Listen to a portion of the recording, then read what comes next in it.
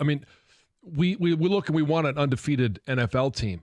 It's really hard to do. Even the bad teams can win games, and that's what we're seeing in college football. So if you're used to, hey, I just want to dominate Clemson, I want to dominate Alabama, those days are done, I think. I think we're seeing a dramatic shift here, though. I didn't think it was going to happen this quick. And I'm telling you right now, and you guys can answer mine, is it an overreaction? We might see an 8-4 playoff team. It's very possible. On October 7th, Aaron Rodgers is washed up. 3 picks in London. Second one was really ugly. The offense hasn't seen a big enough jump from the Zach Wilson days. He's not the quarterback he used to be. I don't think anybody should expect him to be the quarterback he used to be. He's also not getting the protection that he is used to having. He's getting beat up. He's going to throw some picks. He's going to, I don't think he's washed up, but I don't think he's the quarterback he used to be. Doesn't mean he's washed up. I think he is washed up, and we saw this in his last season in Green Bay. He wasn't as good, and then he had an Achilles injury, and he's 40.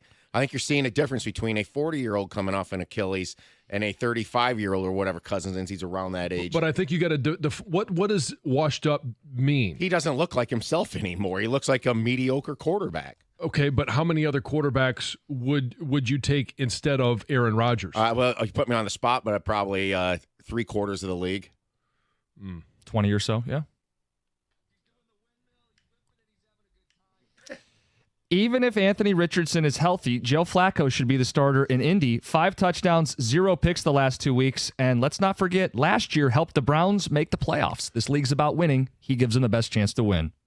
I don't think it's an overreaction. And here's where I go back to my philosophy of young quarterbacks. It takes them sometimes years.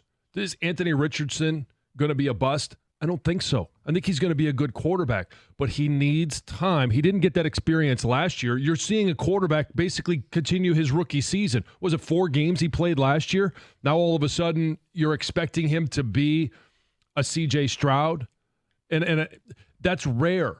I know we're seeing it in Washington as well with Jaden Daniels, but if I'm Indianapolis, I allow him time to develop, to learn the NFL game, and I go with Flacco while that's happening.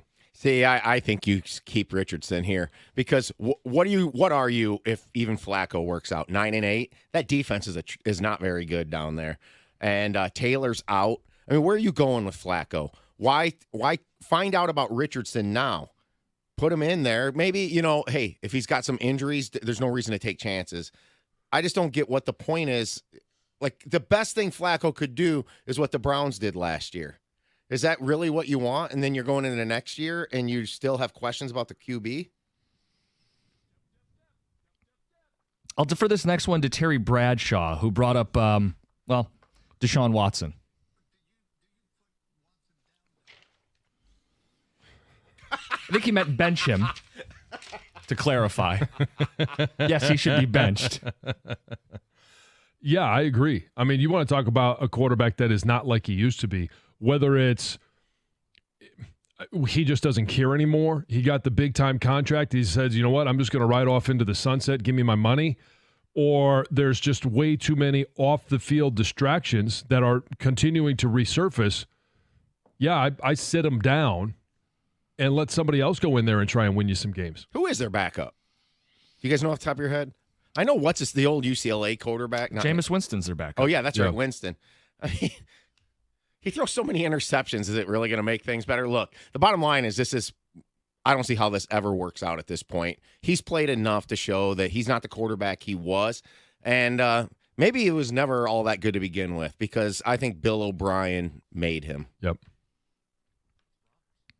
The Packers are the worst team in the NFC North. Hear me out. Vikings are 5-0. Lions we think highly of at 3-1. Caleb Williams has outplayed Jordan Love the last couple weeks, and the light bulb might be going on. It's a bit of an overreaction. I'm not ready to say Caleb Williams. Caleb Williams is going to have some up and downs. They still have Matt Eberflus as their coach, and I don't think much of him as a coach and what he can do for Chicago. He's got a lot of weapons. If he simply just hits the I'm not going to try too much or try to do too much button, then he can be okay as a rookie.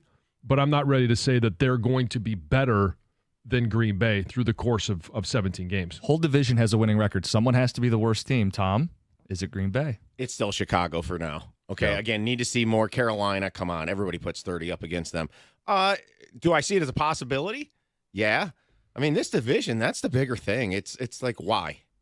Why is it got to be so hard? I mean, the Lions are going to have to go minimally 4-2 in the division to probably win it at this point. Yeah, but that's probably what you thought before the year. I didn't expect them to go 3-3 in the division. Well, Got to that's have a winning record. I didn't That's expect them to go sweeping 6-0. Well, yeah, that's kind of what you got to do if you want to be the team. But I think we all had a Chicago loss, yes.